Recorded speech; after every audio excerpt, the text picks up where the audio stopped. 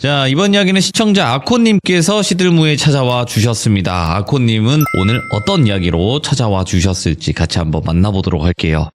안녕하세요. 자, 오늘 아코님께서 또 이렇게 찾아와 주셨는데 오늘 해주실 이야기의 주제가 간단하게 어떤 걸지 말씀해 주시면 좋을 것 같아요. 오늘은 송이사 멤버 친구는 아니고요.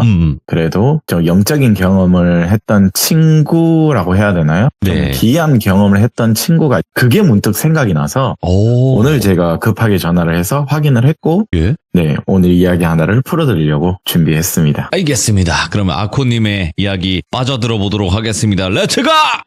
기르십니다. 아코죠!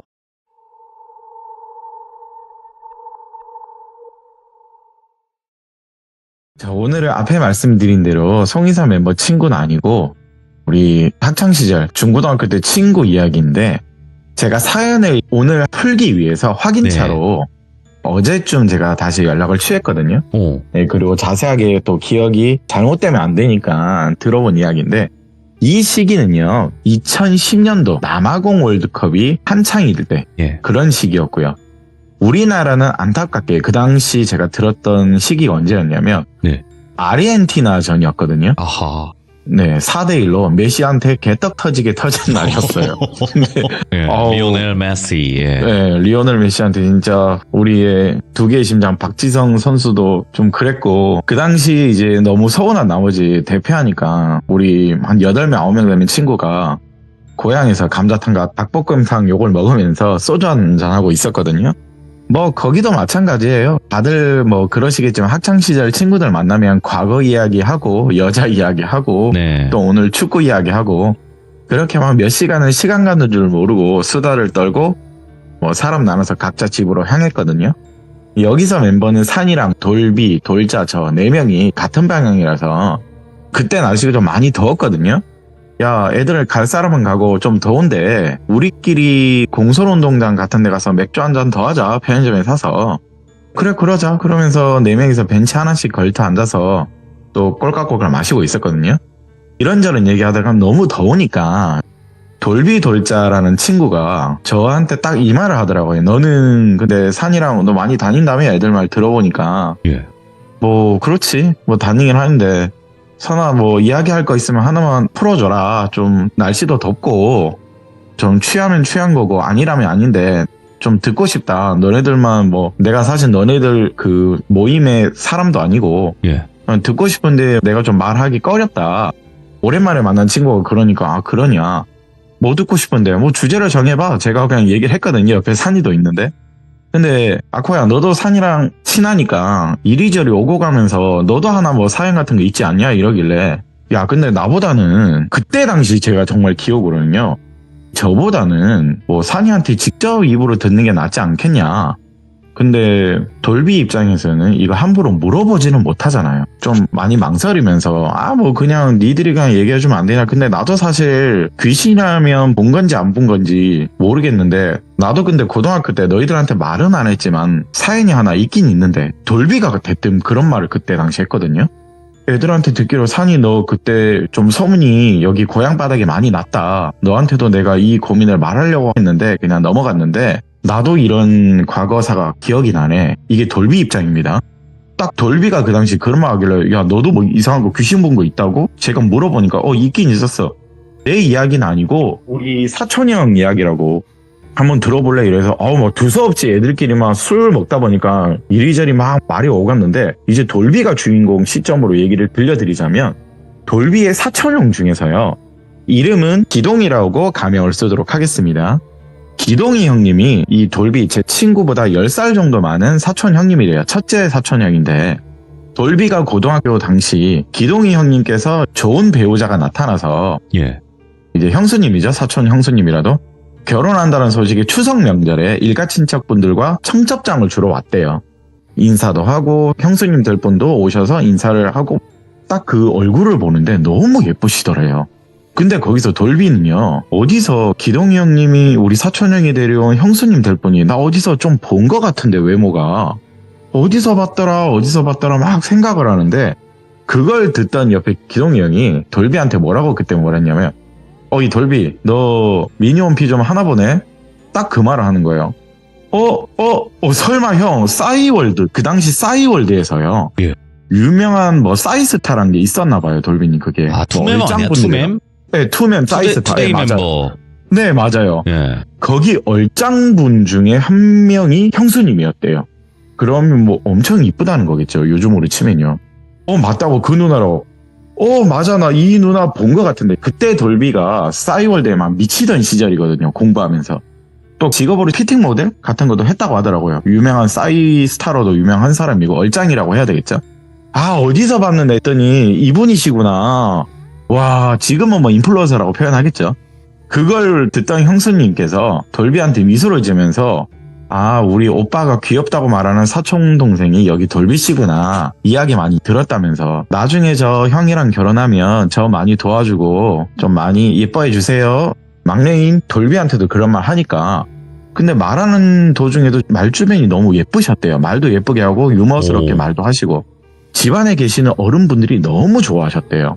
또 어른들은 그래도 추석인데 아직 결혼 전인데 여기 오는 거 사돈 분들한테 미안한데 아이고 왜 무거운 걸음 했냐 이렇게 말하니 여기 예비 사촌 형수님 말씀이 제가 할머니 할아버지랑 같이 사는데 부모님은 해외에 계셔서 괜찮다고, 그리고 제가 오빠랑 같이 있어야 마음이 편안하다고 그 당시에는 그런 말을 했다고 하더라고요. 농담인지 진심인지.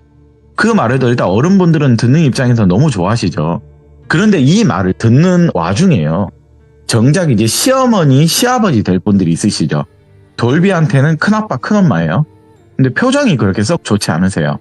분위기를 밝게 하고 넉살 좋은 예비 며느리가 왔으면 화기애애해야 되게 말을 하면 좀 표정이 좋아야 되는데 그냥 정작 시어머니 시아버지 될 분 큰아빠 큰엄마는 듣는 동안 표정이 너무 안 좋았대요. 뭐 그렇게 그날은 사촌들하고 뒤에서 얘기를 하고 명절이 끝나고 나서 2달 정도 시간이 지났는데 당시 할머니를 돌비 부모님이 모시고 계셨거든요. 막내. 네. 고향에서 모시고 계셨는데 기동이 형 부모님이 오셔서는요, 갑자기 2달 뒤에 명절 지나고 오셔서는 돌비 엄마 아빠랑 할머니랑 심각한 이야기를 좀 나누셨대요. 근데 먼 발치에서 보고 있는데 다들 표정이 너무 안 좋으세요. 아니 이제 곧 있으면 며느리도 들어오고 명절 지나고 2달 됐는데 또 갑자기 오셔서 왜 저런 심각한 얘기를 하냐 뭐 이렇게 궁금했었는데 한창 저희가 수능이 끝날 때였거든요. 뭐 추석 지나고 좀 돌비도 그 시기에 얘가 궁금증이 좀 많았대요. 저처럼 궁금증이 굉장히 많았대요. 사랑만 주시는 할머니한테 애교를 부리면서 할머니 아까 큰아빠 큰엄마 우리 엄마 아빠랑 얘기하고 할머니도 다 같이 얘기했잖아. 뭐 아까 심각한 이야기 하던데 무슨 일인지 할머니 좀 얘기해줘 막 애교를 부리면서 얘기했대요. 할머님이 많은 손자 손녀 중에서 첫째 손자인 기동이 형과 그리고 같이 살고 있는 돌비 막내를 제일 예뻐하셨대요. 그러면서 웃으면서 별거 아니다 말을 했는데도 할머니 내 표정 봤는데 그냥 얘기해도 할머니 얘기해줘 막 계속 또 얘기를 부렸대요. 아이고 대신에 니 말하면 안 된대 이러면서 할머니께서 얘기해 주신 게 첫째 동이 있잖아 기동이 네 사촌 형아가 귀신을 본단다. 왜 안 먼저 돌비야. 아이고 집안 날벼락이지 귀신을 본단다. 이 말도 안 되는 일이 어딨노. 그때 돌비가요. 기동이 형이 귀신 본다고? 그래 첫째 자가 귀신을 갑자기 본단다. 우리 귀한 첫손주 우야노 병원도 데리고 가보고 절도 데리고 가보고 오만 짓거리 다 했단데 계속 보인단다. 아유 우야몬 너 이제 곧 결혼하는데 우리 큰손주 결혼하는데 이런 말을 돌비한테 하는데 당연히 고민이 많을 수밖에 없죠. 할머니 입장에서도. 야 돌비야 내일 기동이 형아 집에 온다 하거든. 며칠 공기 좋은 여기서 쉬면서 할미 옆에서 좀 지낸다 하는데 돌비 형아 내일 다시 오면 잘해줘래. 딱 이 말에 돌비 입장에서는 기동이 형이 다시 온다니까 알겠다고 형 오면 내가 놀아준다고. 다음날 딱 되니까 정말 기동이 형이 짐을 바리바리 싸서 집으로 왔대요. 2-3달 전 추석 때 본 형 몰골과 지금 몰골은 괜찮아 보인 것 같았는데 일단 너무 말라 보이던 상태는 느꼈대요. 돌비 입장에서도. 돌비가 당시 형아 나 운동하러 나갈 건데 같이 나갈래? 이렇게 얘기하니까 그래 그러자고. 우리 막내랑 오랜만에 뭐 이렇게 이런저런 얘기도 하고 너 이제 대학 가잖아. 형이랑 운동 좀 하고 놀자. 이렇게 얘기하면서 운동을 나갔대요. 둘이서. 근데 거기서 돌비도 궁금한 나머지 기동이 형 나 들으면 안 될지 모르겠는데 듣긴 들었다. 귀신 같은 거 본다는 게 진짜냐고 이렇게 물었는데 기동이 형이 그러게 자꾸 보이네. 나 이런 거 안 믿는 사람인데 보인다 돌비야. 아유 어떡한지 모르겠는데 그래서 내가 여기 온 거기도 하고 할머니랑 너랑 놀면서 좀 쉬다 가려는데 민폐라도 돌비야 좀 형 좀 이해해도 이렇게 말하니까 돌비 입장에서는 당시 나야 너무 좋지. 온 김에 똑똑한 형아 나한테 뭐 예전부터 잘해줬고 그리고 나 형 나 대학 원서 쓸 준비도 해야 되는데 봐주라면서 서로 어릴 때부터 나이 차가 많이 났지만 많이 친했고 그렇게 이 기동이 형이 동생들한테 너무 잘해줬대요. 그리고 기동이 형님의 여기서 직업을 말씀드릴게요. 자 여기선 이건 실제거든요. 정확한 이름은 말할 수 없지만 현재 직업은 판사입니다. 그때 당시는 변호사 신분이었어요. 일단 여기 집 자체가요. 제가 알고 있는 돌비도 공부를 잘하지만 직업이 굉장히 좋은 집이에요. 그런데 생각보다는 이게 똑똑한 집안에서 이런 일이 벌어진다는 거 정말 사실 저도 이해가 안 되거든요. 정말 다들 그런 분위기 속에서 그날은 이제 뭐 맘편히 저녁도 먹고 잠을 청할 거 아니에요. 첫날이니까. 그런데 시간이 막 지나서 기이한 일이 발생할 줄 알았는데 바로 당일 벌어졌대요. 밥 먹고 자는데 새벽 시간에요. 기동이 형이 잠들고 있는 방에 막 이런 소리가 들리더래요. 몸부림치는 소리가 막 들리는데 돌비 입장에서는 소리가 너무 기괴하니까 가봤대요. 가봤는데 할머님이 옆에서 그 모습을 그냥 멍하니 손을 꼭 잡고 지켜보고 계시더래요. 무슨 일이야 할머니 이 늦은 새벽에 할머니 여기 왜 있으시냐. 그리고 형은 왜 저런 소리를 내냐. 왜 이렇게 고통받는 얼굴이냐. 이렇게 말을 하니까 할머니가 한숨을 푹 쉬시면서 돌비야 너도 여기 와서 앉아봐라. 아이고 우야면 졌노. 할미가 어쩌다 보니까 누군지 알아냈다. 그 아이가 그러는 것 같다. 그 아가 그러는 것 같다. 돌비야. 긴가민가 했는데 내가 오늘 봤는데 진짜 그 아인 것 같다. 우야면 졌노. 할머니가 이 말씀 하시는데 할머니 무슨 말씀이시냐고. 돌비야 가서 네 엄마 아빠 좀 깨우겠나. 그러시길래 돌비가 일단 할머니가 시키는 대로 주무시고 계신 새벽에 부모님을 깨웠대요. 기동이 형이 자고 있는 방으로 다들 오셔서 할머니 말씀이 내가 혹시나 해서 기동이 옆에 와봤는데 선명하게 들리더라. 이 할미도 이제 죽을 때가 됐고 나이가 많이 들어서 뭔가 들린다. 너 당장 첫째한테 전화해서 금마가 맞는 것 같다고 전하고 첫째한테 빨리 무당을 부르던 용한 사람들을 불러서 뭔가를 해야 되지 싶다. 그 말씀에 돌비 부모님이 어머님이 말씀하시는 거니까 알겠다고. 일단 돌비는 옆에서 기이해요. 할머니가 무슨 소리를 하는 건지. 이 상황에 대해서는 들은 건 없고 엄마 아빠 할머니는 아까 다 얘기를 들었으니까 뭔가 이상하게 꼬였나 보고다만 그냥 어린 마음에 생각은 했대요. 다음날 아침이 돼서 돌비가 기동이 형한테 얘기를 했대요. 형 자는 내내 할머니가 형을 지켜준 거 아나? 지금은 걔안나 이렇게 얘기를 하니까 그렇게 근데 시끄러운데 형은 눈 한 번 안 뜨고 잘 자더라. 그런데 기동이 형이 여기서 하는 말이 나 잠들긴 했는데 어느 순간 자는 척 한 거였다 사실. 눈을 뜨는 게 너무 무서워서 그냥 계속 자는 척 했다 돌비야. 할미도 나한테 눈 뜨지 말라 하더라. 그냥 그대로 자는 척 신용을 하든 눈 감고만 있으라 하더라 할머니가. 돌비는 그 옆에서 듣고 헐 진짜? 아니 그걸 듣고 그냥 자는 척 했다고?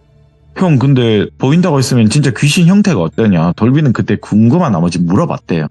근데 기동이 형 입장에서 형태가 전혀 안 보인대요. 그냥 정말 어둠 속의 그림자 있죠. 어둠 속의 그림자인데 손과 발은 분명 형태로 보였대요.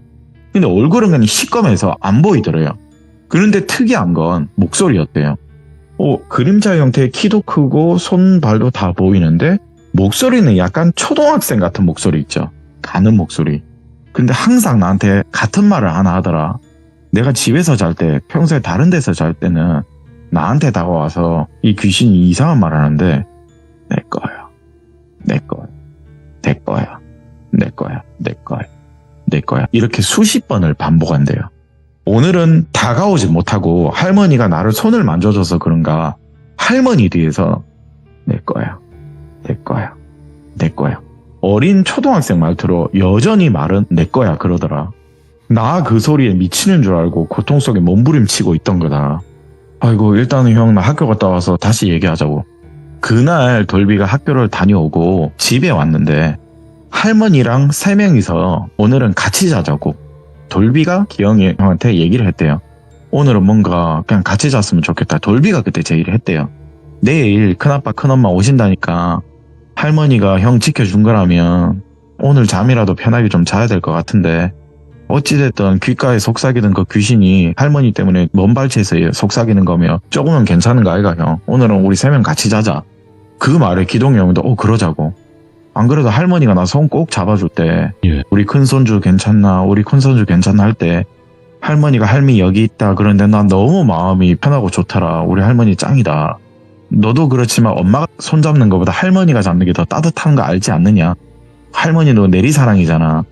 옆에 듣던 할머니가 웃으면서요. 아이고 우리 새끼들 할미가 죽으면 죽었지 절대 니들은 안 된다고. 할미가 지켜줄게. 또 그러시더래요. 그렇게 그날 밤에 다들 3명이서 할머니, 돌비, 기동이 형 이렇게 잠이 들었는데 네. 돌비는 그날 봤대요. 모두가 잠든 밤 새벽에 갑자기 또 형의 거리는 눈물을 이번에 흘리면서 끄억끄억 거리는데 할머니가 그 소리에 번쩍 일어나더니 다시 기동이 형 옆에 가서 손을 꼭 잡아줬대요. 예. 그런데 여기서는요 좀 이상한 말이 나왔어요. 기웅아 우리 손주 기웅아 그러지 마라. 우리 기웅아 너 거기 있지? 우리 기웅아 그러면 안 된대. 할머니가 올라가면 우리 기웅이 많이 안아줄 테니까 여기 누워있는 기동이는 가만히 냅둬라. 기웅아 할머니 말 들리나? 할머니 말 들리면 여기 누워있는 기동이는 제발 가만히 냅둬라. 이 말을 돌비가 옆에서 듣는데 할머니 기웅이면은 나 완전 어릴 때 죽은 사촌형 이름인데 둘째 삼촌 아들이었잖아. 이 말을 딱 했대요 돌비가. 할머니는 거기서 계속 기웅아 그러지 말해.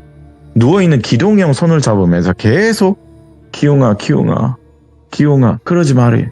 할머니가 계속 그러실 때마다 형은 마음이 좀 편했는지 다시 잠이 들더래요.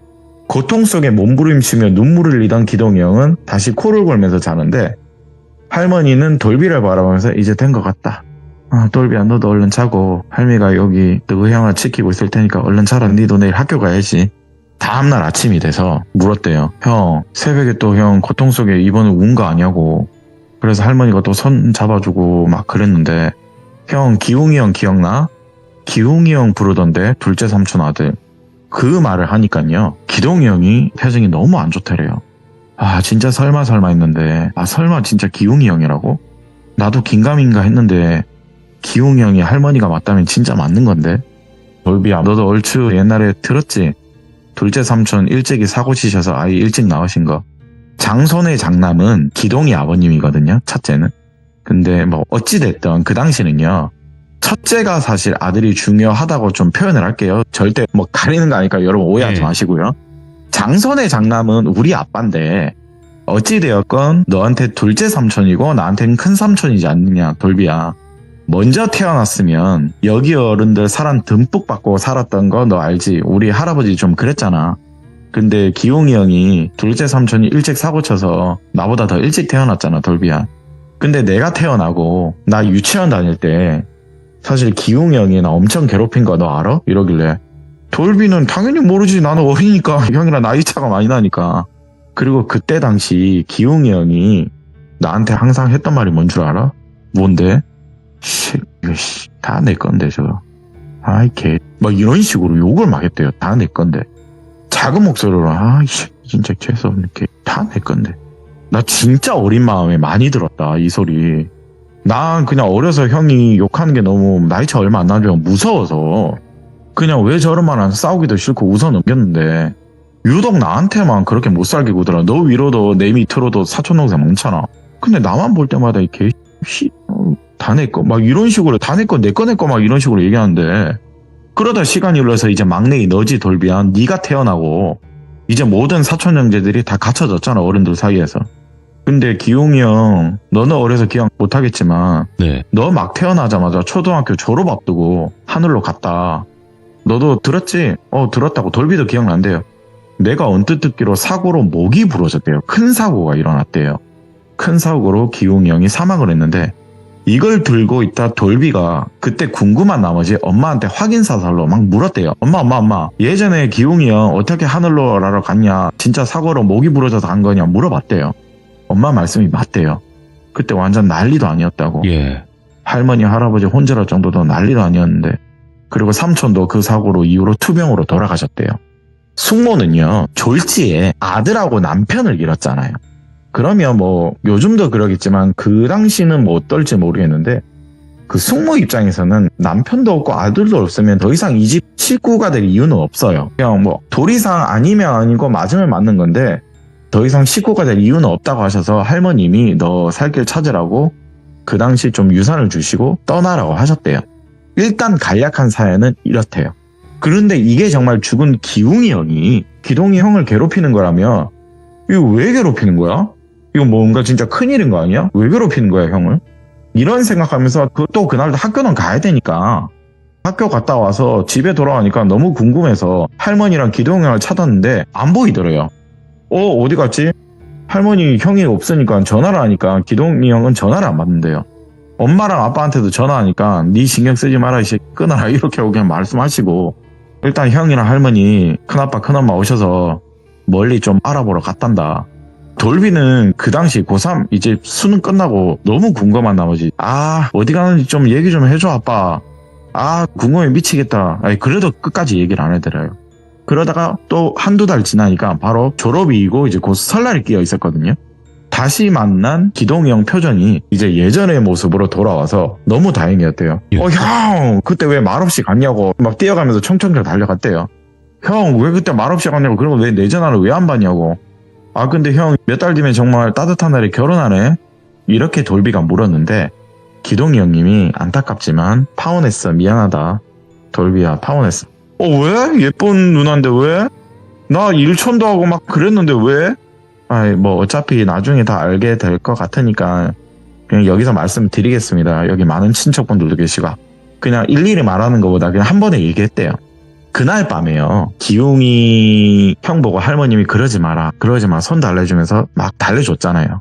도저히 할머니께서 안 될 것 같다고 해서 한때 박수이면서 용한 뭐 유명한 절은 아니지만 개인 사찰 같은 절을 만드는 스님이 계셨대요. 기동이 형을 봐주신다고 하셔서 그날 바로 눈 뜨자마자 할머님과 큰아빠 큰엄마랑 이 스님께 갔대요. 그러면서 스님이 정확한 건 밤이 돼서 알아봐야 될 것 같다고 그날 스님이 기동이 형과 같이 잠을 잤대요. 네. 옆에서 악몽을 꾸는 기동이 형을 스님이 보시거든요. 혼자 불경을 계속 외우면서 할머님과도 대화를 막 나누면서 달래줬대요. 근데 다음날 돼서 그 스님이 할머님과 큰아빠 큰엄마한테 하는 말이 아이고 혹시 여기 집 떠난 그 며느리분 연락되시냐? 이 말에 알아보면 알아볼 수 있다고. 그럼 빨리 연락해서 여기 죽은 손주분 물건 뭔가 가지고 있으면 하나만 빨리 가져가 봐라. 스님이 그때 그러셨대요. 일단 어렵게 돌비 부모님도 그리고 기동이 형 부모님도 어렵게 그 돌아가신 사촌형 기웅이 어머님을 만났대요. 연락이 돼서 만났는데 인사를 놔두고 과거 해상도 하면서 지금 현재 기동이 형이 겪고 있는 상황을 숙모님께 말씀을 드렸더니 안 그래도 만나기 전에 통화로 길게는 듣긴 들었다 어머님께. 네. 근데 저도 좀 이상한 게 있습니다. 제가 뭐 어머니 말씀 듣고 제가 기웅이랑 우리 기웅이 아버지 유품을 몇 개 가지고 있는 거 뒤져봤는데 우연찮게 제가 초등학교 때 쓰던 기웅이 일기장을 내가 봤습니다. 여기 내가 들고 왔는데 조금 너무너무 놀랬습니다. 우리 기웅이가 장래희망 관련해서 글을 쓴 일기가 있는데 자 여기서 제가 들은 대로 간략하게 여러분들께 말씀을 드리겠습니다. 나 기웅 할머니는 나를 참 좋아한다. 나는 할머님께 기쁨을 드릴 수 있는 할아버지께 기쁨을 드릴 수 있는 직업을 가지고 싶다. 할아버지는 나보고 변호사나 검사가 되라고 한다. 많은 사람들을 구제하고 사회로 바로잡는 그런 훌륭한 인물이 되길 원하셔서 검사나 변호사가 되라고 한다. 또 다른 일기. 자신을 위해 고생하는 우리 엄마. 나를 위해서 항상 고생하는 감사합니다. 나중에 크면 호강시켜드리고 싶고 항상 보답하고 사랑합니다. 자 다음 일기. 나는 엄마처럼 예쁜 여자를 만나서 결혼을 하고 싶다. 나는 예쁜 여자가 너무너무 좋다. 우리 엄마지만 너무너무 미인이시다.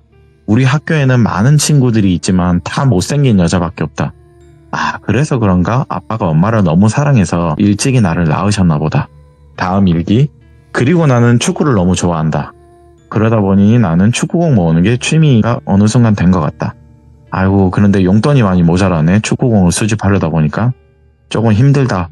엄마한테 열심히 공부하는 모습 보여줘서 세계에 널리 퍼져 있는 많은 축구공을 모으고 싶다. 자, 다음 일기. 요즘 명절만 되면 너무 거슬린다. 욕이 나올 정도로 거슬린다. 안 그래야지 하는데 거슬린다. 할아버지와 할머니가 어느 순간 동생들이 이뻐하니까 셈이 난다. 내가 꼭 할아버지처럼 훌륭하게 자라서 예쁨을 받고 싶다고 말씀을 드렸는데 모두 다 내 건데 내 위치가 내가 받아야 될 선물들이 다 없어지고 있다. 다 내 거였는데. 이렇게 여러 일기 중에 팩트로만 말씀을 드린 겁니다. 자, 가정을 한다면 기웅이랑 기동씨는 나이차가 그렇게 크지 않아요. 첫째 둘째였기 때문에. 저기 어릴 때 할아버님이나 아버님들이 다들 그러시지 않았냐. 장손의 장남 자꾸 그런 식으로 분류하면서 아이들을 빗대어 말하지 않았냐. 근데 어느 순간 첫째 형님인 기동이를 낳으면서 우리 기웅이가 좀 입장에서 벗어나지 않았냐. 근데 어느 순간 기웅이가 그 셈을 내긴 냈다 사실. 근데 이걸 다 듣던 기동씨 부모님들도 너무 놀랬대요. 왜냐하면 기동이 형님의 어릴 때부터 꿈도 변호사였고 취미 역시도 이 기동이 형도 축구래요. 돌아가신 기웅씨는 뭔가를 수집하는데 축구공인데 이 기동이 형님은 지금 그 당시 변호사인데 취미가 축구를 너무 좋아해서 이 사람은 축구화를 모으는 게 취미래요. 그리고 기동이 형이나 기웅이 형이나 어릴 때 또 공통적인 게 예쁜 여자를 그렇게 좋아했대요. 그냥 완전 얼빠든 어린 나이임에도 불구하고. 그 초등학교 때 얘기하고 다녔던 게 뭐냐면 남자는 무조건 성공하면 예쁜 여자 만날 수 있다. 미녀 만날 수 있다. 네. 이걸 할아버지한테 들었는지 누구한테 들었는지 모르겠지만 성공하면 예쁜 여자 만날 수 있다. 이걸 세뇌처럼 듣고 자랐대요. 인식이 남게. 그래서 그런가 다들 공부는 잘한대요. 아이들이. 근데 그 일념이 남아있어서 그런가 이걸 다 제가 뭐 듣던 나머지 이걸 종합을 해보면 둘째 삼촌이 가장 먼저 집안의 아들 기웅이를 낳았는데 장손 장남 타이틀을 가지고 있다가 어느 순간 첫째 삼촌이 기동을 낳으면서 이게 싹 바뀐 거잖아요. 그 당시는요 촌수나 호적을 그렇게 따지긴 했나 봐요. 저도 듣다 보니까 첫째의 자손이 장손으로 타이틀로 넘어가면서 갑자기 사랑과 관심이 바뀐 이 기웅 씨는 되게 분노로 바뀐 거고요. 뭔가 비슷한 상황들이 하나둘 펼쳐지고 있는데 근데 희한하게 기웅 씨나 기동 씨가 취미, 성격, 취향까지 다 비슷하대요.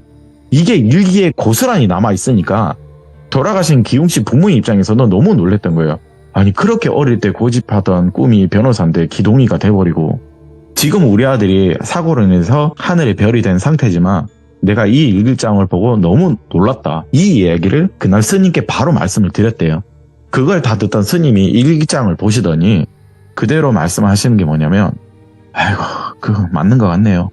그 기웅이라는 총각이 저랑 있는데도 불구하고 기동이 총각을 계속 부르긴 하더랍니다. 아이고 어쩌다 어린 나이에 갔는데 이승일을 떠나지도 못하고 왜 계속 이 사촌 동생을 부른가 했더니면 어릴 때부터 욕심도 많고 야망도 크고 어떻게 살아있으면 지금 여기 있는 기동 총각처럼 큰 인물이 됐을 낀데 명은 하늘이 정하는 법 그렇게 안타깝게 이별을 하니까 억울해서 우야노. 그래서 혼이 돼서 귀신이 됐나 봅니다. 근데 제일 싫어했던 하필 사촌 동생이 자기 꿈과 성향 취향까지도 비슷하니까 더 하니 안 되겠어. 원혼이 되려고 하는 것 같소. 근데 여기서 정말 위험한 게 하나 있다. 바로 배우자다. 기동이 총각과 결혼할 여자도 보통 얘기는 아닌 것 같다. 내가 사주와 궁합을 좀 볼 줄 아는데 외모도 출중하다는데 뭔가 엮임과 지금으로 말하자면 궁합입니다. 엮임이라고 그 당시에 표현했다는데 뭔가 엮임과 지금으로 말하면 궁합을 보면 이 죽은 기웅 총각과 기동 총각의 예비차가 너무 맞대요. 죽은 기웅이 총각과 지금 기동 씨의 예비 부인 궁합이 너무 맞는데요. 뭔가 나는 죽어서 가지지 못한 걸 내가 제일 싫어하는 바로 밑에 사촌 동생이 다 가져가고 여자까지 이제 가져가려고 하네. 이게 완전 귀신이 돼서 미친 듯이 노했다. 일단 기웅이 총각의 일기장은 내가 죄를 짓내서 하늘로 올려보내서 불태울 테니까 내가 어떻게든 전도해 볼 테니까 기동이 총각은 집에 가거든. 가장 아끼는 네가 가장 아끼는 축구화 하나. 성격 비슷하다 했으니까 성향이 네가 가장 아끼는 축구화 하나. 그리고 네가 일하는 일터에 가서 네가 가장 많이 쓰는 뭐 연필이나 책 이런 거 있으면 펜 같은 거 있으면 갖고 오라고 이렇게 해서 가지고 왔대요. 그리고 스님이 또 마지막 당부를 하시는 게 기동씨 내가 이런 말해서는 좀 그런데 그 여성분하고는 헤어지는 게 좀 좋을 것 같다. 믿거나 말거나이지만 당신들이 다 선택을 하겠지만 헤어지는 게 좋다. 아니면 진짜 잘못해서 죽을 수도 있다. 여기까지 일단 스님께 말씀을 다 듣고 비방대로 할 일은 다 하고 이 이야기를 기동이 형님이 예비 신부인 그분께 전달을 했대요. 너랑 헤어져야 될 것 같은 이런 이유에 대해서. 자, 근데 여기서요. 이 예. 모든 가족들이 거기 명제를 듣고 있는 거잖아요. 좀 놀라운 이야기를 들었던 게 뭐냐면 이 기동이 형이 예비처 그 당시 싸이월드로 유명한 분한테 헤어지자고 말을 했더니 그게 좀 발작 버튼이 됐나 보여요. 여성분 입장에서. 완전 분노를 하면서요. 너 나 개 같은 너 변호사라고 오히려 나 가지고 놀았지. 무속이 스님? 박수 이딴 말 듣고 나한테 헤어지려고 너 분명 가지고 놀았지. 너 지가 완전 포장해서 나 그냥 가지고 논 거 아니냐. 막 그런 식으로 윽박을 막 지르더래요. 예. 안 그래도 너희 부모님이 나 마음에 안 드는 거 보였다. 그래 내가 너보다 학력도 낮고 이 계통에서는 나는 명함 있는 사람임을 불구하고 너는 그럼 안 되지 새끼야 이러면서 갑자기 이 순한 여자가 돌변을 하더래요. 아이고. 가지고 논 것처럼 들리는지. 야, 너 내 거라고. 너 내 남자라고. 나 네 거라고. 그러지 마라. 나 네 거라고 새끼야. 완전 다른 사람이에요. 어쩔 예. 때는 화내고 어쩔 때는 갑자기 또 느슨하게 얘기하고 너무 형 입장에서는 복잡하더래요. 그런데 여기서 좀 기동 형 입장에서는 또 소름이 돋았던 게 이 여자 말에서 너 내 거라고. 난 네 여자라고. 네 거라고. 사촌형 기웅이가 말했던 내 거야 네 거야 막 이런 게를 듣다 보니까 이 여자 입에서 너무 소름이 돋더래요. 기동씨 입장에서는요. 야, 스님 말씀대로 이게 우연이라면 우연인데 아니 죽은 기웅이 형이랑 말투까지 비슷하다고? 와, 이거 너무 소름이 돋았대요. 진짜 이게 고민을 많이 했는데 헤어지는데도 좀 며칠이 걸리고 몇 주가 걸리면서 힘들었대요. 지금도 그 당시 지금도 간혹 문자나 전화 온다. 여기 많은 사람들한테 가족분들한테 폭탄 문자 오는 걸 보여줬대요. 무서울 정도로. 너 내 남자라고 내 거다. 막 이런 식으로. 스님이 말씀해 주신 대로 돌비 사촌형은 일단 아까 말씀드린 비방, 축구화와 사무실에 자주 쓰던 만년필을요. 아직도 하나둘 태우고 있대요. 계속 뭔가를 진행하고 있대요. 그리고 죽은 사촌 기웅이 형을 위로하면서 네. 많은 식구들 앞에서 제사도 또 그날 지내줬대요. 그리고 그날 이후부터 2년이 지났는데 그 해에 할머님, 돌비한테도 할머님, 기웅씨한테도 할머님인 노안으로 사망을 하셨대요. 네. 그 할머님께서 가기 전에 말씀하신 게 내가 하늘 가거든. 우리 기웅이 내가 잘 저살필 거니까 너들은 잘 살라고. 우리 기동아 잘 살라고. 우리 돌비 막내 손주도 잘 살고 이 많은 손주 손주들 잘 살고 그렇게 눈을 감으셨대요. 예. 이야기를 듣던 저랑 돌자 산이가 있을 거 아니에요. 그렇죠. 근데 옆에서 듣던 산이가요. 야, 이것도 난 좀 신기하다. 사실 이런 일이 되게 많이 있어. 나도 어쩌다가 보니 이런 비슷한 이야기로 인해서 사건이라면 사건이고 일이라면 일이라서 내가 갔다 온 적이 있는데 야들아, 한이라는 게 단지 어그로에서만 나오는 게 아니더라. 그냥 셈이라는 단어 혹은 열등감이라는 단어 속에서도 이게 혼한테도 귀신한테도 한이 가긴 가더라. 뭔가 깊이 박히면 누구한테는 그냥 넘기는 말인 거 있죠. 네. 야, 이 돌비 등이나 막 예를 들어 이렇게 얘기를 하면 돌빈 입장에서 이러면 넘길 수 있는 거잖아요. 네. 근데 누구한테는 이 돌비 등나가 30년의 상처라고 생각이 되는 사람이 있나 봐요. 호. 그 작은 마디가 미친 상처가 돼서 죽어서 한이 된 귀신이 되는 거 보면 진짜 이 세상 요지경이다. 지금 돌비가 말한 기동이 형과 기용이 형 이 두 분 사건도 그렇지만 나도 비슷한 일이 많다. 네. 정말 한도 아닌데 왜 이게 한이 됐는지 모르겠다. 다 보면 열등감이고 셈이고 그냥 안타까움인데 이 말을 산이가 벤치에 앉아서 저희 맥주 마시는 돌자한테 말을 하는데 와, 결국에 돌비야 말은 네가 했는데 다들 입 조심해야 되겠다 정말. 딱 이 말에 그날의 일은 끝이 났거든요. 오늘 이 계기로 여러분들이나 돌비님께도 말씀을 드리고 싶은 건 뭐냐면 산이가요 당부하고 싶은 말이 정말 있대요. 당연히 사람 눈에는 일반적인 사람 눈에는 혼이 보이지는 않을 거래요. 보여서도 안 되고요.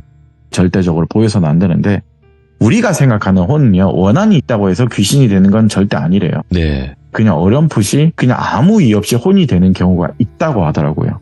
오늘 제가 이 얘기를 최근에 이걸 들으면서 오늘은 그럼 그때 2010년도에 들었던 돌비 이야기 한번 해봐야 되겠다 얘기를 하니까 그래 이 얘기하면 좋을 것 같다. 귀신은 한이 진다고 나타나는 게 아니다. 그냥 스쳐 지나가듯 나타날 수 있다. 오늘 그래서 2010년도에 들었던 사건을 하나 들고 와봤습니다. 이야, 말 조심해야 돼요 진짜로. 예, 말 조심이 좀 그러네요.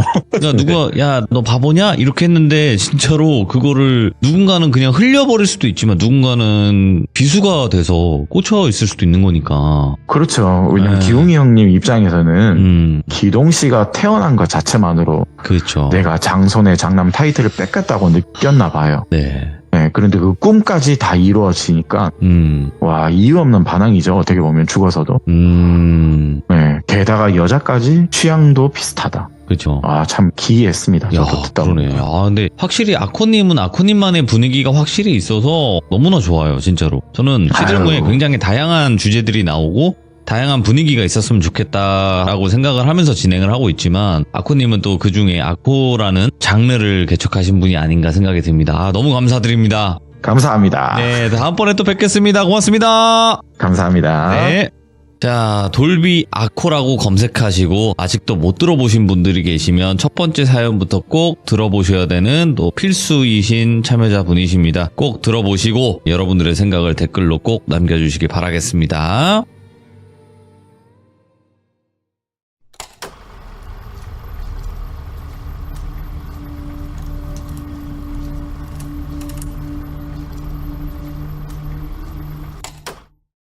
자, 이번 이야기는 시청자 아코님께서 찾아와 주셨습니다. 빠르게 만나보도록 하겠습니다. 안녕하세요. 아코님, 안녕하세요. 반갑습니다. 아코님께서 와주셔서 너무너무 감사드리고요. 일단은 오늘 해주실 이야기가 어떤 이야기가 될지 참 궁금하네요. 오늘은 또 제가 하려던 이야기가 있었는데 예. 제가 제보를 받은 입장에서 턴을 좀 하도록 하겠습니다. 알겠습니다. 뭐 항상 뭐 그러셨지만 네. 항상 그러셨지만 그래도 항상 저희는 귀담아 잘 듣도록 하겠습니다. 그럼 어떤 이야기인지는 바로 출발을 해보도록 하겠습니다. 렛츠가! 게르십니다. 아코죠!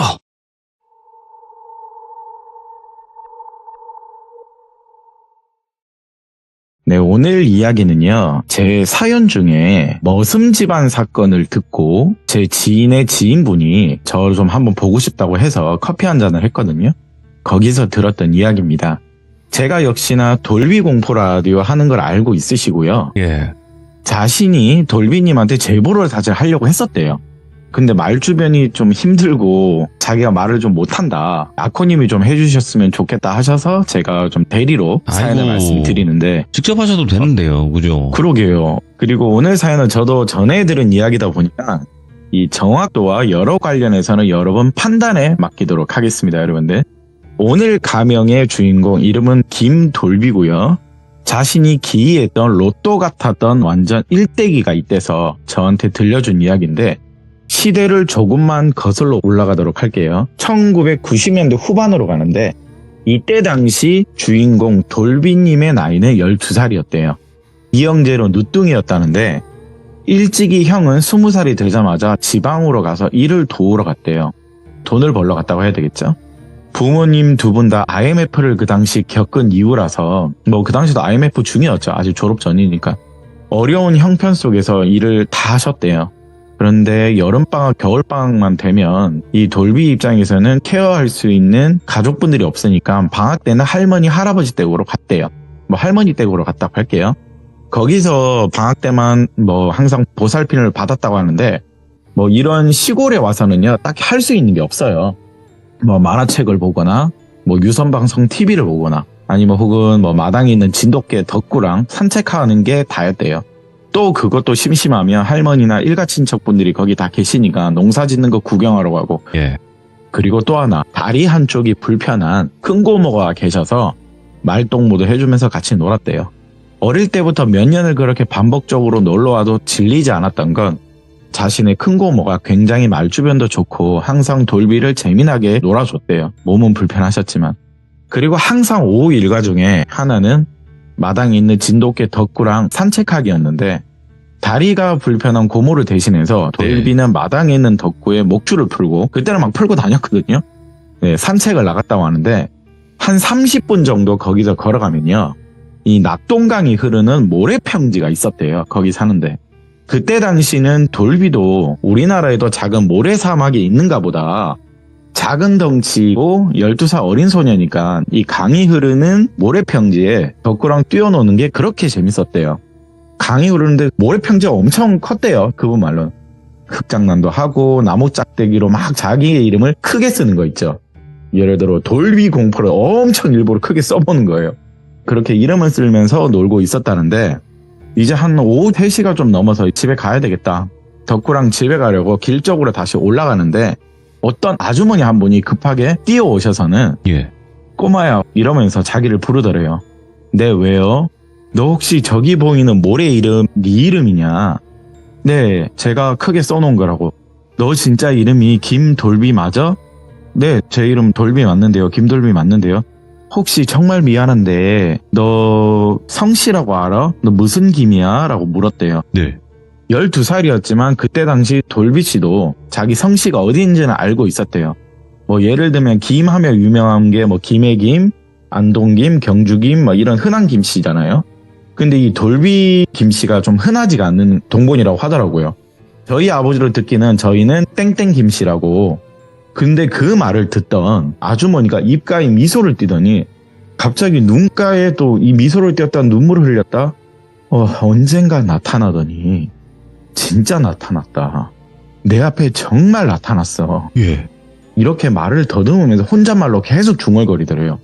너 혹시 나이가 몇 살이냐고. 11살, 12살 정도 되나니까 네, 맞아요. 저 12살이라고. 계속 이렇게 울면서 얘기하는데 혹시 집이 어디야? 이 아줌마가 집안의 어른들을 만나고 싶은데 얘 아줌마 정말 나쁜 사람 아니라고. 여기 길을 교회 때문에 왔다 갔다 한다고 여기 길을 자주 차로 지나가는데 여기 돌비가 모래보에 글씨 쓴 크기가 너무 크고 잘 써서 좀 칭찬해주고 싶어서 어른들 좀 뵈려고 한다. 뭐 사실 그때는 말도 안 되는 거죠. 그리고 너 닮은 얼굴이 내가 아시는 분과 굉장히 닮아서 그렇다. 그렇게 말하니 돌비도 성격이 좀 그 당시는 밝았대요. 사람을 가리고 그러진 않았대요. 여기서 좀 걸어가면 할머니 논이 나온대요. 할머니 농사 짓고 계셔서 거기 계신다고 하면서 아주머니랑 덕구랑 할머니 계신 곳으로 갔대요. 아주머니가 할머니를 만나면서 한참을 이야기를 하시는데 할머니는 그 자리에서 믿기지 않는다는 표정을 그 당시 돌비 눈으로 봤었대요. 무슨 말도 안 되는 소리냐, 말도 안 된다. 이런 말을 주거니 받거니 막 하는 게 들렸는데 돌비 입장에서는 무슨 말인지 모르고 진지한 얘기를 하시나 보다. 덕구랑 집에 있는 큰 고모가 심심할까봐 빨리 자기는 집으로 돌아갔대요. 집에 도착해서 방금 있었던 일을 또 큰 고모한테도 얘기를 하니까 고모가 그걸 듣더니 뭐 이상한 사람인가 보지 의아한 표정을 지었던 것도 기억이 나더래요. 그렇게 조금 시간이 더 흐르니까 할머니하고 아까 봤던 그 아주머니랑 집으로 들어오는데 또 거기서 할머니와 고모 이렇게 세 분이서 한참을 이야기를 나누시더래요. 거기서 근데 갑자기 큰 고모는 크게 눈물을 흘리시고 통곡을 하시는데 이게 무슨 일인가. 어린 돌비 입장에서는요. 그냥 강쯤에서 글씨 쓰고 놀고 있었는데 내가 데리고 온 아주머니 때문에 할머니도 의아한 표정이고 고모가 저렇게 우니까 좀 안 좋았죠. 자기 입장에서는. 내가 사람을 잘못 데려왔나? 고모는 하염없이 계속 눈물을 흘리시고 나는 무슨 실수를 한 건가 보다. 내가 이름을 괜히 썼나 여기다. 여기 뭐 국립공원인가 막 오만 생각이 다 났대요. 그 당시는요. 그렇게 그날 긴 대화는 끝이 나고 자신은 영문도 모른 채 이틀이 지나니까 토요일이 됐거든요. 토요일 주말이 되니까 엄마랑 아빠가 아직 개학 시기가 멀었는데 이틀 만에 엄마랑 아빠가 자기를 데리러 왔다고 하더라고요. 그 주 주말에. 당연히 엄마 아빠 뭐 며칠 안 봤지만은 반가운 나머지 엄마 나 아직 개학하려면 멀었는데 벌써 왔냐고 이렇게 말하니까 엄마는요 또 거기서 눈물을 흘리면서 돌비를 꼭 안아주더래요. 우리 아들이 훌륭했었네. 우리 아들은 참으로 훌륭했던 사람이었네. 이러는 거래요. 아니 엄마도 갑자기 자기를 끌어안고 이상한 소리를 하니까 엄마 그게 무슨 말이냐고. 그렇게 몇 시간 정도 엄마랑 아빠가 자기를 안아주면서 쓰다듬어 주는데 아까 말한 대로 몇 시간 정도 지나니까 얼마 전 봤던 아주머니하고 여러 사람들이 집으로 오시더래요. 네? 그 아주머니가 여러 사람을 데리고 오는데 사람이 굉장히 많이 왔대요. 또 돌비 부모님과 할머니 그리고 고모와 인사를 나누는데 뭔가에 엄청난 시간을 조금 들였대요. 자기가 덕후랑 산책하고 오는데 아직도 이야기를 나누고 있대요. 이야기를 끝날 때쯤에 아주머니가 신문지로 꼬깃꼬깃 무엇인가를 돌비 부모님께 건네주는 걸 봤대요. 돌비가. 예. 그걸 받고는 아버지도 엄마, 고모, 할머니도 다시 또 눈물바다가 됐대요. 그걸 받고는 감사하다고, 눈물을 흘리면서 계속 감사하다고. 되레 근데 오히려 그걸 전해주시는 이분들 입장에서는 이 아주머니는 뭐가 감사하냐고. 우리가 더 감사합니다. 저희는 누가 미신이든 손가락질을 하든 우리는 이건 믿을 거라고. 저희는 반드시 보답과 은혜를 갚아야 된다고. 이렇게 은혜를 갚을 수 있어서 다행이라고. 갑자기 이런 소리가 오고 가는데 돌비는 너무 의아했대요. 엄마도 울고 할머니 울고 또 고모도 울고 이 사람들도 다 같이 울고 있고 이건 뭔 일이지? 엄마를 또 감싸 안으면서 자기는 또 위로해 주는데 큰일 났다. 내가 이틀 전에 이상한 아줌마 데리고 와서 이런 눈물바다가 된가 또 오만 생각이 들죠. 근데 그 신문에 엄마 이거 뭐야? 라고 해서 돌비가 풀어봤는데 예. 당연히 돈이죠. 신문 안에 있는 거. 뭉탱이가 5개나 있는데 어마무시하게 10,000원짜리 건이 많더라고 했다고 하더라고요. 거기 보니까. 신문지에 돈을 싸서는 왜 이걸 또 우리 부모님한테 주시나. 그렇게 또 장시간 이야기하고 저녁 식사까지 마치고 헤어졌대요. 예, 그날은 그렇게 헤어지고 돌비는 궁금했지만 어린 나이이기 때문에 딱히 물어보진 않았대요. 예. 그렇게 6년, 좀 길었죠. 6, 7년 정도 세월이 좀 시간을 지났는데 문득 고등학교 졸업을 앞둔 돌비가요. 그때 당시에 이야기가 회상이 되더래요. 고모, 나 근데 지금 생각해보니까 초등학교 때 할머니 집 낙동강 살던 그 집 기억나지? 나 그게 갑자기 기억이 나는데 그건 무슨 일이었냐? 고모야, 생각해보니까 그때 이후로 우리 엄마 아빠가 갑자기 시장에 무슨 돈이 생겨서 그런가 장사까지 하시고 어느 동네로 집도 이사가고 좋은 일이 많이 있었다. 어릴 때는 내가 아무리 어리더라도 집이 가난하다는 건 난 알고 있었거든, 고모. 근데 지금은 남부럽지 않게 잘 살고 있지 않느냐. 내가 데려온 아주머니 만난 이후로 뭔가 우리 집 가세가 바뀐 것 같은데 그 말을 듣던 고모가요. 와, 니 그거 기억하나? 기억하지. 근데 너 엄마가 그 말 아직도 안 해주시더냐. 엄마 아빠한테 물어봤는데 나 성인 되면 이야기 준다 하더라. 예. 나도 이제 수능 다 쳤고 대학생인데 고모가 알고 있으면 고모가 아는 대로 얘기해주라 물어봤대요. 돌비야, 그러면 고모가 몸이 왜 불편한 건 니도 어릴 때 들었지? 응, 들었어요. 그러면 고모가 이야기해줄게. 자, 이때부터 본론이 들어가거든요. 왜 이런 일이 일어났는지. 너희 아버지가 젖먹이 애기 시절이었대요. 그때 뭐가 발발했냐면 1950년 6.25 전쟁이 발발을 했어요. 그리고 1년인가 지났을 때 고모가 그때 나이 5살이었대요. 고모님 나이는. 너가 데려온 그 아주머니는 누군가의 큰 은혜를 입은 사람이었대요. 그 당시. 그때 그분도 한 5, 6살인데 고모하고 같은 연령대래요. 당시 저 돌비가 데려온 아줌마 그 동네에서는 나름 돈 많기로 유명한 집안이었대요. 먹고 사는 데는 지장 없이 농사 짓고 잘 사는데 날벼락으로 6.25 전쟁이 터집힌기라 난리도 아니었지. 갑자기 전쟁이 나니까. 근데 시골 사람들은 아무래도 뭐 갈 데가 없고 딱히 죽으면 죽고 살면 산다 약간 이런 마음이 있었대요. 그냥 전쟁이 나면 난 거지 피난 간다는 생각 안 했대요. 시골이기도 하고. 설마 북괴놈들이 여기 남쪽까지 내려오겠나 했대요. 그런데 웬걸 여러분들도 아시다시피 낙동강까지 북한군이 쳐들어왔거든요. 여기까지 밀고 와서 난리도 아니었지. 근데 당시 정말 다행히 국군이랑 우리나라 도와주는 유엔군들 그분들이 희생이 있어서 지금껏 잘 살고 낙동강을 사수해서 잘 살고 있었지. 그런데 그럼에도 불구하고 돌비야, 니도 알 거다. 우리 동네 우리 마을 인근 전부 다 우리 지역 거의 피를 부르는 학살이 있지 않았냐. 근데 돌비야, 비록 전쟁이지만 북한 애들이라도 아무것도 모르고 전쟁에 끌려온 애들이 있다. 북한 애들도 굉장히 많다. 아군이 이겼다가 적군이 이겼다가 치고 받다 보면 결국에는 진열이 무너지잖아. 전쟁을 하다 보면. 적이든 아군이든 이탈병이 나오고 도망가지 않느냐. 근데 그 북한의 어린 청년이 남쪽에서 이제 우리 쪽이죠. 북한군이 이제 쫓기다 보면 남쪽에서 전쟁통에 도망을 못 가다 보니까 이리저리 마을에 숨어들었나 봐요. 국군한테 죽을까봐. 걸리면 이제 죽는 거죠. 국군한테는. 이게 정말 죽을까봐 피난민인 척 사는 북한 군인이 꽤 있었대요. 그 당시에. 그걸 돌비 네가 데려온 아짐에 있지. 그 아짐의 부모님이 그 어린 북한군을 불쌍해서 국군한테 걸리면 이 죽는다 진짜. 불쌍해서 거두었대요. 아주머니 아버님께서. 집으로 데려와서는 아직은 전쟁통이고 여차하다 조사 나오다 보면 끌려가 죽을 수도 있으니까 너는 이제부터 강원도 조카라고 그렇게 거두셨대요. 몇 달을 거두고 있는데 북한군 오빠라고 얘기할게요. 이 북한군 오빠야가 감사함을 표시하면서 그 집에서 열심히 일을 도왔대요. 머슴살이 같은 걸 했대요. 너무 감사하니까 자기는 살려줬으니까. 전쟁통에도 서로 도와가면서 잘 살고 있는데 북한군 청년이 뭔가 촉이 있는가 갑자기 대뜸 이분들한테 그런 말을 하나 했대요. 여기에 죽음의 피가 꿈에 들여진다고. 꿈이 반복됩니다, 여러분. 여기 뭔가 위험하다. 떠나야 된다고. 이 거둔 북한 청년이 그 당시 그런 말을 했대요. 이 동네 떠나야 된다고. 근데 당시 여기 이제 거두어 주신 아주머니, 아버님도 무슨 얼토당토하는 소리냐고. 지금 유엔군이나 국군들이 여기 사수해서 지켰는데 아니라고. 그래도 뭔가 이상하다고. 이거 피비린내가 난다고 계속 그러는 거래요. 이 북한 청년이. 제발 저 한 번만 믿고 여길 떠나자고. 며칠만 떠나자고. 멀리 안 가도 된다고. 그렇게 간곡하게 말했대요. 그걸 부모님이 들으시고는요. 곰곰이 생각을 하셨대요.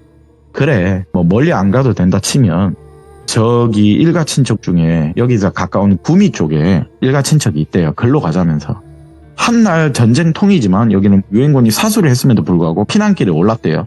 그리고 여기 지역하고 구미하고는 그렇게 멀지가 않아서 일단 북한 청년 오빠의 말을 듣고 길을 나섰는데 근데 진짜 놀랐던 게 뭐냐면 며칠이 지났나 그 마을이 학살이 됐대요. 엄청나게 죽어나갔대요. 애들도 어른도 거기 살던 분들이 이걸 구미에서 그 소식을 듣고 손이 달달달달달 떨렸대요. 이게 이런 죽음을 피해가니까요. 부모님 입장에서도 은인이지. 와 내가 거둔 북한 청년이지만 완전 은인이라고 감사하다고. 근데 또 이 북한 청년 입장에서는 아니라고. 내가 은혜를 입었지 않느냐. 나를 살려주시지 않았냐. 서로 또 얼싸안고 그 당시 막 눈물을 흘리면서 당시 좋아했대요. 그 아버지 입장에서는요. 와 이거는 내가 거뒀지만은 보통 이거 연은 아닌 것 같다. 이거 절대 보통 연 아니다. 여기 있는 큰 따님, 집안의 큰 따님과 이 북한 청년하고 혼사를 맺어주려고 했대요. 예. 근데 그 북한 청년이 이런 말을 했대요. 그 남쪽 아버지요. 정말 죄송하다고. 제가 죽을 운명이라서 그리고 사실상 원래 죽어야 했던 목숨이라서 이 혼사는 좀 거절하도록 하겠습니다. 여기 남쪽 식구들 만나서 이렇게 편하게 사는 것만으로도 족하다고. 사실은 이 전쟁통에서 남한이 이겼든 북한이 이겼든 자기한텐 아무런 의미가 없었을 거래요. 왜냐하면 자기는 북한이 이겨도 이미 부모님이 돌아가셨기 때문에 할머니 할아버지 손에 자랐었대요. 그리고 당연히 나이가 드셔서 할아버지 할머님도 돌아가셨는데 자신은 시간이 흘러 뭔지도 모를 이 전쟁통에 끌려왔으니까 누가 이기든 간에 사실 의미가 없대요. 남한에 이겨도 자기는 죽는 거고 북한에 이겨도 결국에 혼자 있는 거예요. 네. 예, 누가 이기든 자기한테는 상처 속의 환경이래요. 그런데 요 근래 확신이 하나 들긴 들었대요. 자기가 신병이 있긴 있대요. 내가 그걸 받은 것 같더라. 반신반의했는데 예. 전쟁에 나가기 전에 꿈에 수많은 시체들이 들비한 산을 보았는데 그게 지금 현재 6.25 전쟁이었고 여기서 남쪽 아버지를 지금 만나서 꿈을 꿨는데 대형 학살이 막 또 일어나더라. 아니 전쟁이 나는데 또 이런 피비린내 나는 시체가 산을 이루더라. 아 우리 할아버지가 당시 박수셨는데 내가 이걸 이제 조금씩 봤나 보더라. 꿈속에서 그렇게 통곡과 울음소리가 나한테 들린다. 귀신들이. 괴롭고 너무 힘들었다. 그런데 어느 날 꿈속에 내 앞날이 보이는데 남쪽 아버지 저도 얼마 남지 않은 기분이 듭니다. 이 말을 당시 정중하게 하면서 혼사를 거절했대요. 예. 그렇게 구미 쪽에 잠시나마 터를 잡고 사는데 짧은 그 구미 생활이 너무 행복했대요. 살았다는 안도감이 제일 크죠. 그리고 북한 청년이지만 새로운 식구 하나, 아들 하나가 생겨서 당시 아버님께서 너무 좋아했대요. 조금씩 안정화가 될 찰나예요. 또 안타까운 사건이 터졌는데 집안에 여기 1남 6녀시래요. 유일하게 오빠가 있는데 사실 전쟁이 터졌으면 입대를 해야 되는데 피하고 도망당기다시피 군대를 뺐대요 사실. 근데 결국에 이걸 걸리는 바람에 강제 입영을 하게 됐대요.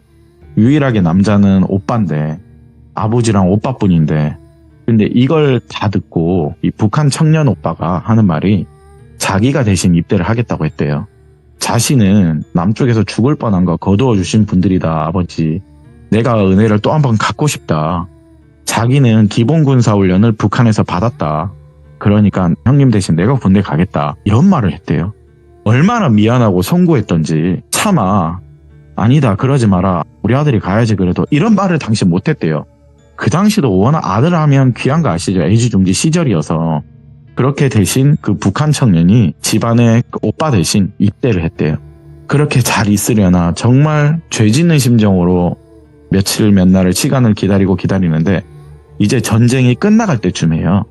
집에서 편지 통보가 하나 왔는데 국군병원에서요. 부상병으로 입원해서 치료받고 있다고 이렇게 연락이 왔대요. 오빠 이름으로. 근데 거기서 당연히 다들 눈이 휘둥그레지고 너무 걱정이 되니까 모두 다 올라갔대요. 그런데 거기서 본 몰골은요. 부상 정도가 아니었대요. 곧 숨이 넘어갈 완전 몰골. 폭격을 맞았는지 온몸은 만신창이고 한쪽 눈은 붕대로 감겨있고 딱 멀쩡한 건 입만이에요. 입만 살아있어서 말만 할 수 있어요. 완전 다 죽어가는 몰골이었대요. 모든 식구들은요. 그 당시 울분을 토하면서 우리 오빠 대신 끌려갔던 그 북한 청년 오빠한테 너무 미안했대요. 모두 다 사죄하면서 미안하고 용서하고 미안하고 용서하고 이렇게 며칠 몇 날을 케어를 하면서 정말 사죄를 했대요. 그런데 결국에 시간이 흘러서 결국 몸 상태는 더 안 좋아졌고 결국에 이제 자기 몸 상태가 안 좋은 거 박수의 피를 이어받은 북한 군인이다 보니까 유언을 하셨대요. 저기 남쪽 가족분들 지금 현재 이제 제가 갈 날이 얼마 안 남아서 말씀을 드리는데 제가 지금 형님 이름으로 대신 군대에 와서 이 이름을 살고 있지 않습니까? 짧았지만 남쪽 가족분들과 너무 행복했다고. 그래서 말인데 가장 행복했던 우리 구미 생활 기억나시죠 여러분들? 구미 생활에 성씨를 쓰거나 여기 남쪽 가족분들의 실제 성을 따서 제가 이름을 지으면 안 되겠습니까? 이런 말을 하더래요. 아이고. 근데 그 지역이 바로 구미 선산읍이거든요. 구미 선산읍인데 북한에 있을 때도요. 이분이 함경도 촌자락에 살던 완전 그냥 깡시골의 총각이었대요. 함경도에서 자기를 대뜸 전쟁 나가야 된다고 군인들이 끌고 오더래요. 그때도 끌고 와서는 기본 군사훈련 시키면서 너 성 됐어. 어차피 죽을 수도 있으니까 이름만 쓰면서 북한군으로 그냥 참전해라. 딱 이런 구조였대요. 완전 규율 같은 게 없는 거예요. 그냥 그 당시 북한군도요. 성도 없는 이름만 써서 나가라. 그러면 이름이 그냥 돌비인 거예요. 그러면서 유언을 읽어 나가시는데 다들 슬퍼하지 마시라고. 정말 슬퍼하지 마시고 내가 죽더라도 언젠가는 다시 만날 수 있을 겁니다. 여러분들. 아무랬던 지금 1900년대는 곧 언젠가는 또 끝이 날 거고 몇십 년 뒤에 이제 새천년 시대, 2000년 시대가 오지 않느냐. 네. 그 시대가 오기 전에 꼭 다시 나타날 거라고. 남쪽 아버지, 남쪽 가족분들 꼭 나타날 거라고. 남쪽 아버지 처음 만났던 나 거두어 주셨던 거기 낙동강에서 다시 꼭 볼 수 있으면 보자면서 그렇게 짧았지만 진짜 가족이 될 수 있어서 행복하셨대요. 아이고. 예, 그러면서 눈을 감으셨는데 그분 이름이 성씨는 구미의 본관을 돕고 바로 김씨 중에 좀 흔하지 않아요. 선산 김씨래요. 예, 그리고 그 군인 이름이 돌비예요. 군인 이름도 돌비. 여기 있는 애 이름도 돌비. 고모 말씀이 돌비야 사람들은 에이 뭐라고 이게 말도 안 된다고 뭐 쌍욕을 하면서 해도 안 나는 소리 하지 마라 손가락질 하겠지. 그런데 그분들 입장에서는 믿거나 말거나를 떠나서 돌비가 그 당시 몰에서 썼던 이름을 보고 우리 돌비가 그 북한 청년 오빠를 환생한 걸로 이분들은 믿고 싶어 하더라. 그리고 믿는다더라. 장소도 동일하고 돌비하고 이름도 성씨도 똑같고 이게 정말 우연인지 그 시절 은혜를 입었던 북한 군인이 너를 반드시 환생한 거라고 그냥 믿으시더라. 네. 그렇게 우리 돌비 덕분에 우리한테 은혜 갚는다고 갑자기 대뜸 찾아와서는 도와주는데 우리 돌비 너도 알지? IMF 여파로 전 국민이 힘든 시절이고 우리 집안도 사실 힘들었지 않느냐. 그래도 말도 안 되는 소리다 싶어서 거절을 했는데 한사코 그분들은 거절하지 말라고 그 많은 돈을 주시더라. 감사하다고. 그분들은 은혜를 안 갚으면 다 죽어버릴 거라고 말할 정도로 우리한테 은혜를 갚으려고 하더라. 우리는 정말 준 게 없는데. 근데 그 이야기를 듣던 돌비는요. 뭔가 정말 복잡했대요. 내가 과거에 북한군? 이거였대요. 내가 과거에 북한군이었다고? 돌비는 그날 낙동강에서 봤던 이 아주머니 계속 부모님이 고향에 살면서 이 길을 왔다 갔다 그냥 우연히 낙동강에서 김돌비라는 글자를 그냥 보고 온 것 뿐일 텐데 그렇게 돌비 네 할머니 집을 찾아와서 당시의 이야기를 전달하는데 당연히 할머니 고모 안 믿었지. 네가 예. 참 믿겠냐 그날 대뜸 그런 얘기를 하면.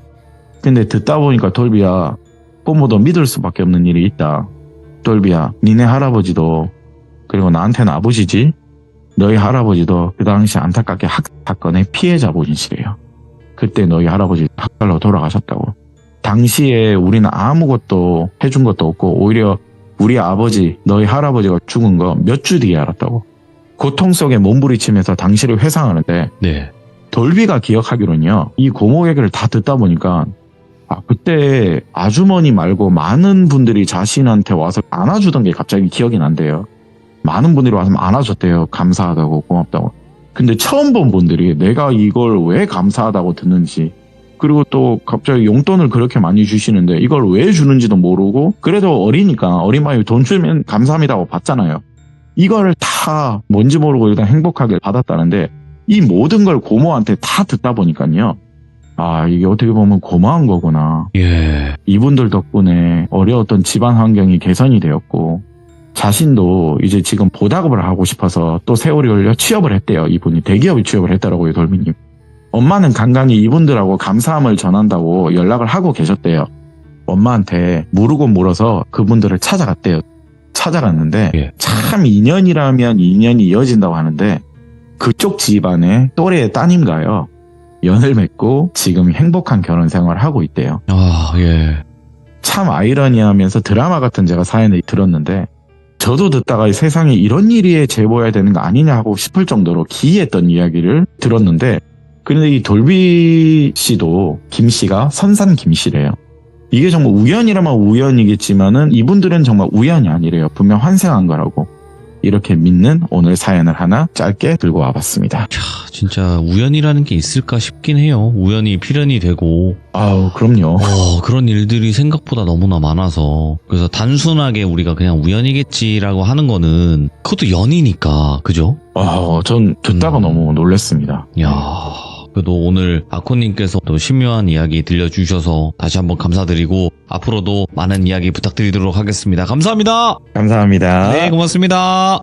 자, 오늘 아코님 이야기도 굉장히 신묘하면서 레전드 이야기가 아니었나 생각이 듭니다. 그리고 아코님 그 이야기를 첫 번째 사연부터 안 들어보신 분들도 많이 계실 것 같아요. 그래서 돌비 아코 검색하시면 재생 목록에 굉장히 또 많은 이야기들이 있으니까 첫 번째 이야기부터 꼭 들어보시길 바라겠습니다. 감사합니다.